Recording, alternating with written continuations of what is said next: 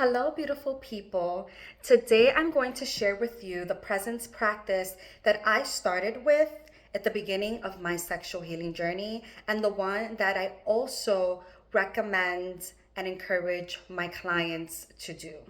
My name is Betsy Perez, and I'm the creator of the My Body of Words method, a writing and somatic sexual healing process for adult survivors of childhood sexual abuse who want to develop their internal listening skill in order to improve their sex lives and overall well being. So I'm going to just move us a little bit of a change of scenery so you can see me a bit better. Okay. All right. So I'm just gonna do this a bit. Got it. All right. So this process that I'm going to share with you, okay. So this process that I am going to share with you is one that I would do 3 times a day. And I would have my alarm for the afternoon and for the evening, because the first one I always did in the morning in my bed. And so it was just a matter of me, and I did it whenever I woke up and got my bearings. Okay, so the first part is waking up. You're in your bed or wherever it is that you wake up, and the first thing that I would do naturally is let that first breath, that exhale, and ensure that that exhale has some audio to it, that it's audible. It doesn't have to be loud. What you will notice is, with the progression of doing this 3 times a day, daily, that your breathing and your ability to breathe in and be more intentional and mindful about that exhale and being audible, you are going to find that you are creating more room to have that energetic release. So after we have that first initial breath, and it could also sometimes be short, because once we're mindful of it, a lot of things happen in the brain and we get kind of caught up, and we shorten the breath naturally, because we can get a little bit anxious about doing the practice, especially if someone may be in the bed with you. So it can be a little intimidating. So if you can, after you kind of gather yourself in your bed or wherever it is that you sleep, then you can move yourself to a place in your home that you can feel comfortable enough to just take a comfortable seat or laying down, so that you can have access and feel comfortable to make as much noise as you need to. So after you have that audible breath, exhale, then what I would do is I would just acknowledge the container of my body, all around the lines of my body. And don't forget your womb area as well, because that is part of our body. Get your feet as well. And just bring your hands all over the container, because depending on your philosophy on life, I am a heavy dreamer. I dream every night. I have a dream book that I write in every morning.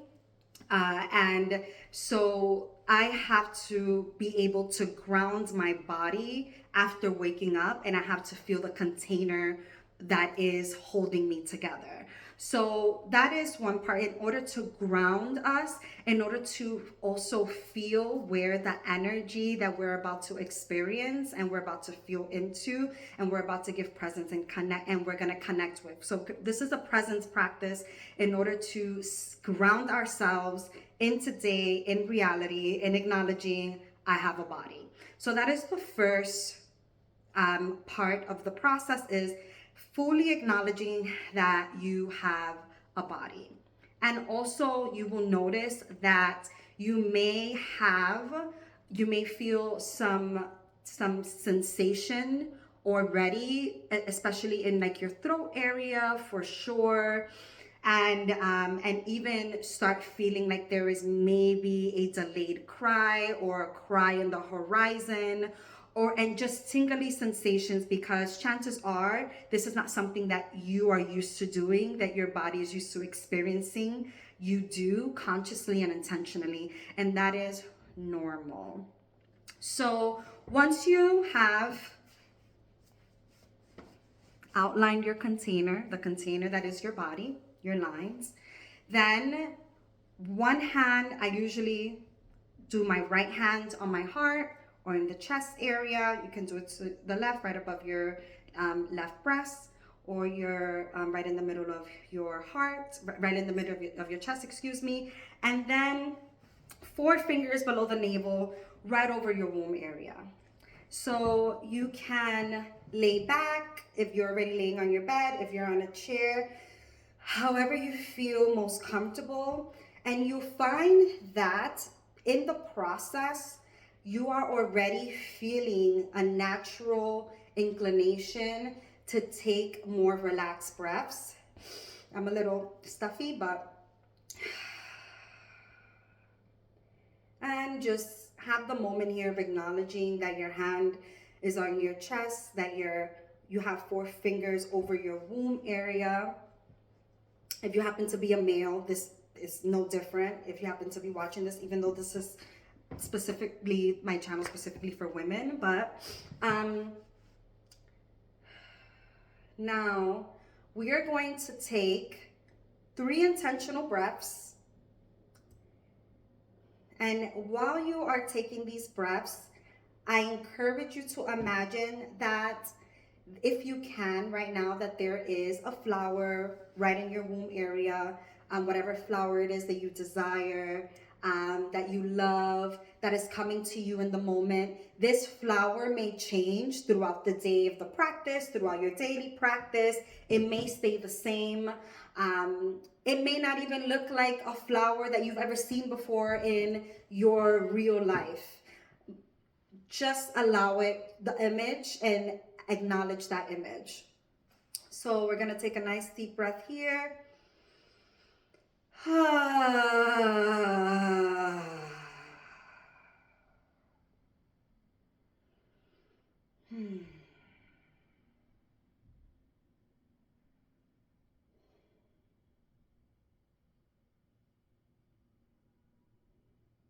Another one.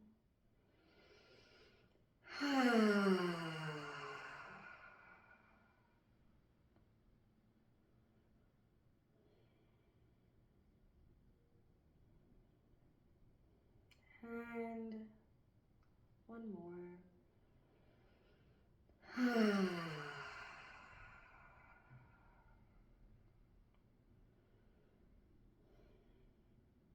Beautiful. So in this moment, you may feel that there is some energy that is happening, maybe even in your breast, above the breast, around the nipple area. You may feel that tingly sensation on the back of your neck. You may feel energy and tingling, and it feeling like someone is kind of lightly brushing up against certain areas of your body, very likely because you are filling yourself with energy, with oxygen, and you're also doing a brand new practice as well. So all of that is normal. So after we take those deep breaths, and I want to, between those deep breaths, don't immediately feel like I have to take another deep breath, because for some people, especially when you're starting out the process, you still don't have the cadence and the rhythm of taking in a deep breath into the nose and then exhale, and then deep breath into the nose and exhale. Some people in the beginning, you have to take those smaller breaths in between, sometimes 2 to 3, just to kind of just to settle down from that first deep breath and catch your breath, because sometimes for people that is a stretch for their lung capacity, which is completely normal. So when you're first starting this out, take that deep breath, 2 or 3 regular breaths of just you experiencing what it feels for you to have that exhale, relish in that, savor that, and then another deep breath, 2 to 3 regular breaths.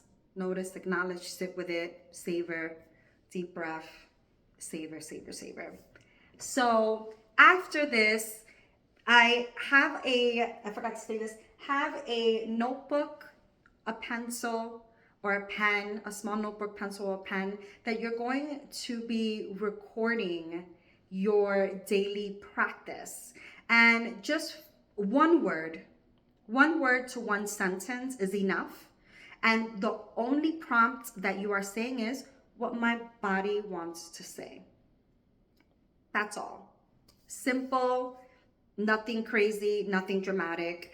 I would just either as time progresses, I will talk about timing. But for now, right now, when you're starting off, you're just doing a word, what my body wants to say, one word or one sentence.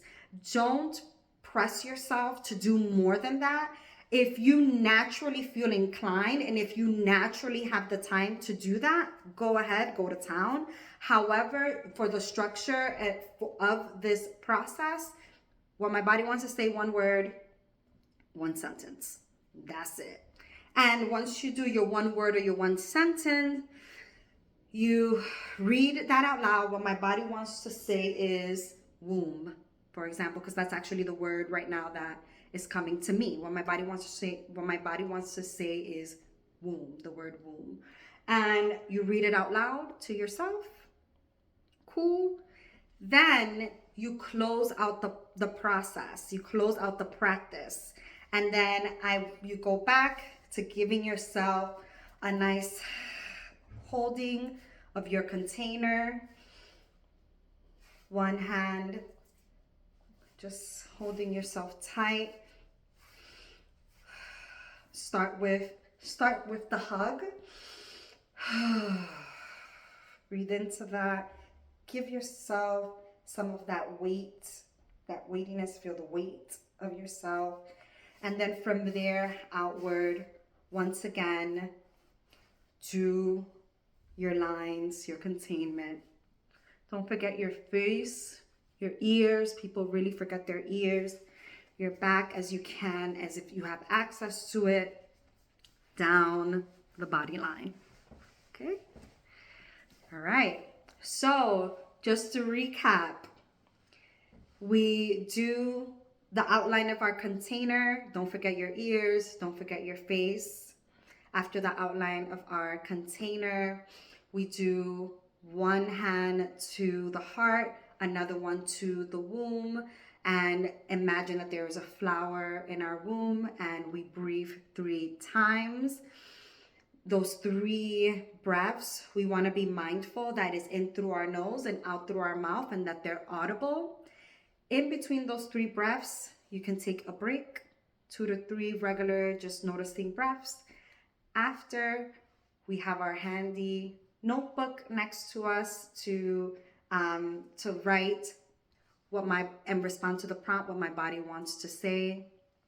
One word, one sentence for now.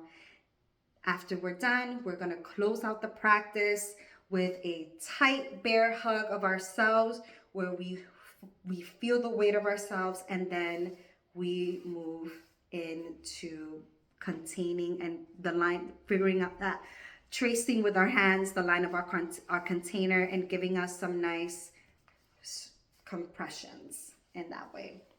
And then you go on about your day. So let me, now that I'm here, I'm trying for, okay, so why is this important? I do these practices, and especially in the My Body of with the My Body of Words program and the writing sessions that I hold with people, um, the in the program, is because for adult survivors of sexual abuse, we usually leave our bodies out of the conversation. We are encouraged to go to talk therapy. And if we go to talk therapy, awesome, great. And sometimes we even do art therapy, and which is awesome, great, because art therapy centers the body. It uniquely bypasses the brain because we are dealing with sensations and moving from that place. Beautiful.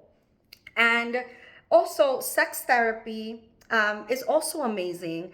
However, even for sex therapists, even if they even suggest things like sensate focus, which is which involves touch and body awareness, and it's a very it is a step-by-step technique that is used in sex therapy. Sex therapists, while they do give you homework and assignments that are very in line with what we just did together, they don't practice with you real time.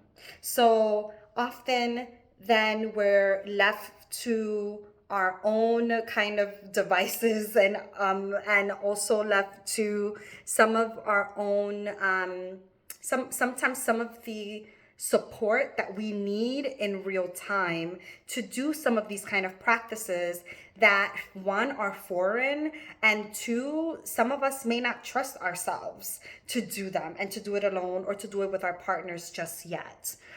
So doing these practices together with other adult survivors, it, one, allows for witnessing, and it allows for you also in real time to get some feedback and to be in a conversation with your body and with someone else who is also a survivor and has experienced this. So it's important as well because a lot of the times when people are talking about somatics and body healing and things like that, and even in creative expression, where we're talking about the body, where we often leave out the breasts, we leave out our we talk about the womb, but we rarely actually directly have practices that people are facilitating, that it's about sensing and feeling your vulva, feeling your vagina in real time, and having someone support you in that practice.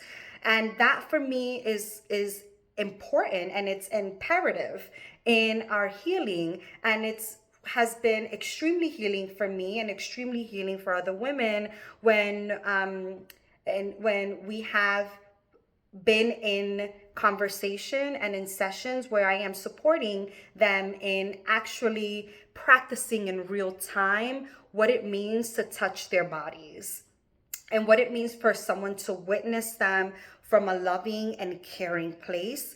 When some of us, those experiences of self-touch have been distorted and have been perverted because of our childhood sexual abuse, and also in part by the culture and various other forms of shame that come along with sex and sexuality and sensuality and intimacy.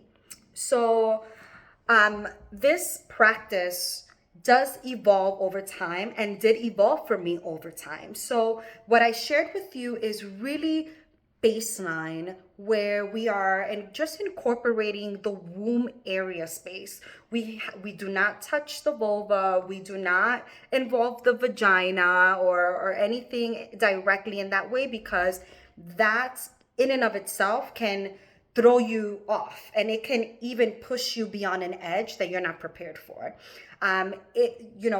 These things for adult survivors, what I realized even for myself, you can push yourself to the edge. I have done that in my own way, in participating in practices that were way beyond my capacity for healing, and did cause me to have setbacks and having to go back to basics. The amount of times that I've had to go back to this practice is really humbling And I am so grateful for it. So after what I do is that, and what I did is I then with my womb, that involved with not just touching my womb, but then I would cup my vulva. So imagining that this is my vulva area. So if this was my womb, this is my vulva. So as I showed you today, we had 4 fingers below the navel, and this is where my hand was. After, as I felt more comfortable and I gave myself a couple of weeks of just being with my womb and connecting with it, then we moved down to the vulva, and I was cupping my vulva and making connection with my vulva intentionally, where it had nothing to do with sex. It was just for pure connectivity, and so that I can go into the world feeling whole, reminding myself that I actually had a body, right? Because oftentimes what happened to me and what other adult survivors experience is feeling disembodied, like you don't have a body, feeling disconnected, feeling ungrounded, because by 11 o'clock you have been whisked away by the day and by the needs of others, and then you forget even what the purpose of your day was. You forget to eat. You forget that you have needs, like physiological needs. You ignore yourself, because our pattern is to ignore ourselves. We go straight to ignoring ourselves. So opening up the day with remembering your body, grounding your body, and not just like, oh yeah, I'm here, I'm grounded, but involving your womb area, your womb space, it increases the feeling of wholeness.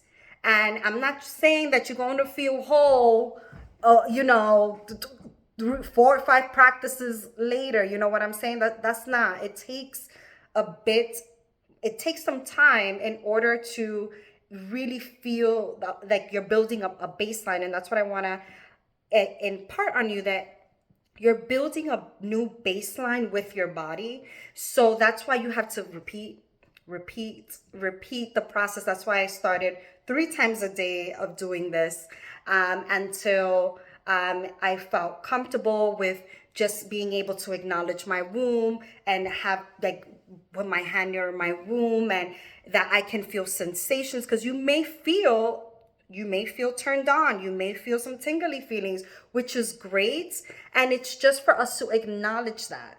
It's just for us to acknowledge all that juicy feeling, all of that tingly feeling, because as the practice progresses, and what I did was, after feeling my vulva, then I moved to breathing through my vulva, breathing through my breasts, and acknowledging those sensations, acknowledging that feeling, and then being able to really then redistribute that energetic sensuousness, that energetic juicy feeling that feels like, oh, I'm turned on, I'm feeling good, I'm feeling sexy, I'm feeling all the things. You're feeling all the energy, and you're just feeling all the vivaciousness that is coming from within you, and that you are mindfully and intentionally creating for yourself. And you're keeping contained in your body, and you are using that for the day. You're not just using that for sex. It's not about the sex. This is about sensing. This is about being able to acknowledge that you have this energy within you. How do you move this energy that helps you to create the day and feel throughout the day with an intentional and mindful start? And that is really what has supported me at any point when I'm feeling down, when I'm feeling like, oh my God, things are a little bit off. I go back to that practice. I already have a baseline for myself, that I start with my writing, I start with my movement and my mobility. I touch myself every morning. I touch my whole body every morning. I do my prayers every morning. I I am at this baseline of my life where I feel good and I want to feel this juiciness and this sensuality and this vivaciousness, which I've always wanted to feel. And I think that sometimes, because of our sexual history, we are afraid to admit that we want to feel sexy just because. We want to feel sensual just because. And I'm here to tell you that that's not something that you wear. That is something that you feel, and that is an energy that you can cultivate every day. And you first have to create a presence practice. And sharing this practice and sharing it with the women that I work with, it's about, at first, stealing someone else's practice. You don't have a practice, and if you haven't created a practice, it's because you're not. So being able to adopt someone else's practice and take it on and then develop it into your own, whether you want to throw in some prayer and devotion into that, whether you want to throw some movement into that, at first, start with someone else's blueprint. And create a container, and let that support you in creating a container that you can work with. At first, you don't have to think about it. It's just like, tell me what to do, because that's honestly what I needed and I couldn't find in 2012. And I was working on a documentary, so I was doing research on childhood sexual abuse, and I was just like, can someone just tell me what to do, please? In terms of embodiment, like, can someone tell me what to do? Because I know that my sex is important. I know that my body's important. I know that my vulva, my breasts are important. And I just need something small and practical that I can do. And that involves creativity, like and writing. So a lot of my practices, most, if not all, each and every one of my practices, like the My Body of Words program, is a writing practice that is rooted in somatic sexual healing, because creative expression is at the root.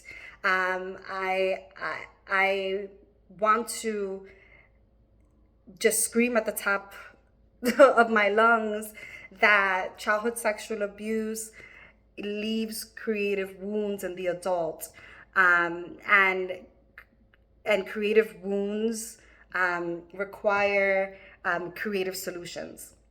So that is why there is not just a container piece and a somatic sex piece, but there is a writing piece. And there is a reading out loud piece, so that it can help you, support you in connecting with your voice and what it is that your body needs, and for you to hear it out loud at the top of the day, in the middle of the day, and in the evening. And the last thing that I would say is that my evening practice, I coupled it, and I think that in Atomic Habits, they say like that's you're packing your habit.